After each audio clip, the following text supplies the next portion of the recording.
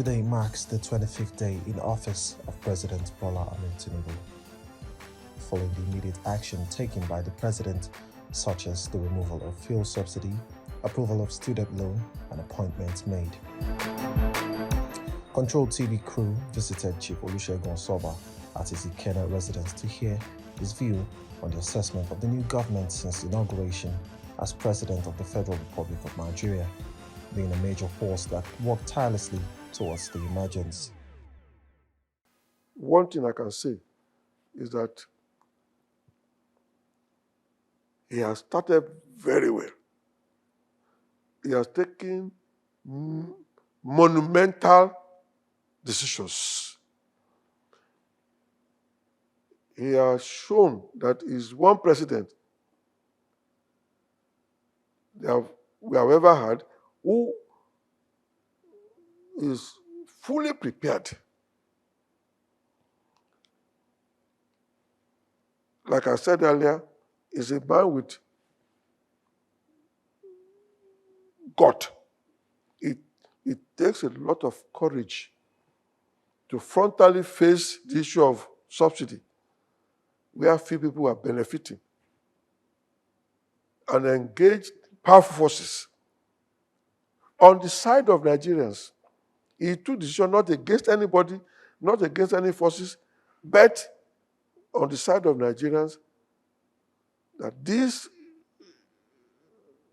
process of few people benefiting must stop, and let the gain be on the side of the people, because we spent trillions that should have been spent on capital development and subsidy.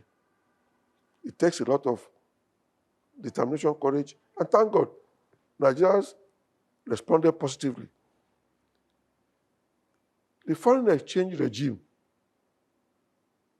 it also takes determination, not against anybody, not against a group of any, people, but against a system that denies Nigerians the opportunity to attract investors to create common wealth. Because some element, few people will buy dollar at 400 naira to a dollar and round trip the same money and come back and sell it to us at 800 naira, making 100% gain without lifting a finger and becoming billionaire within 1 week. It takes a lot of determination, and somebody who is not ready to be cajoled, lobbied, or to be held hostage. I don't know how many Nigerians can say, now I'm going to take the risk on behalf of all of us. But with this situation now, foreign investors will flow into Nigeria. Doing businesses will be easier. And the great benefit will be on the side of Nigeria and against those few elements who have been exploiting the system. In our private discussion, he's told us that he's going to make use of competent, and he made a statement which I keep reminding him. He said, I'm not going to run a government of national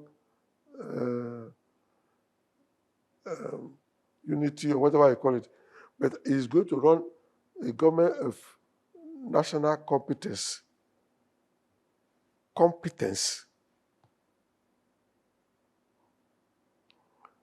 Not a government of, what did they call it? Is it national unity or government of consensus or what? He said, I'm going to run a government of national competence. The emphasis on competence. And you can see the way he has started. Look at the major decisions he has taken. Monumental. I mean, the issue of service chiefs. Security in this country is a problem. And the first statement he made to them was that I'm not going to tolerate inter-services rivalry, and that they must learn to cooperate and share information and rub my back and rub my back. And they must run as a team. And see the way he has balanced his appointment.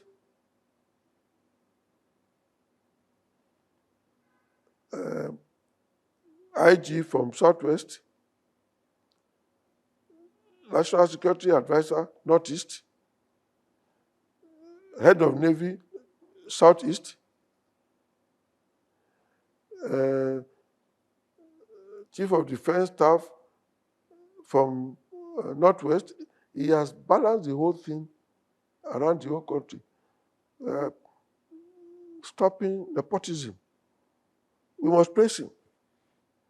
All those who have been saying, who have been blackmailing him about his state of health, his ability to run the country, I can tell you, in all the platforms I belong to, those who have been so critical of him, abusive, are now clapping and saying, thank God, we have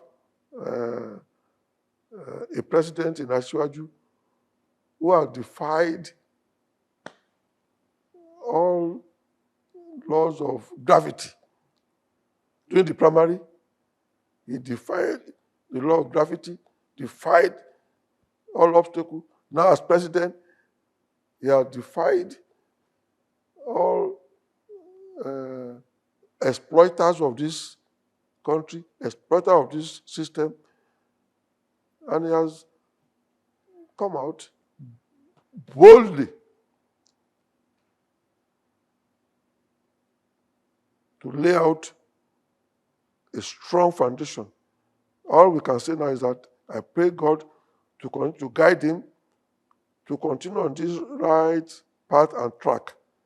By the grace of God, we have a Nigeria of our dream and a different nation by the time he ends his first term as president.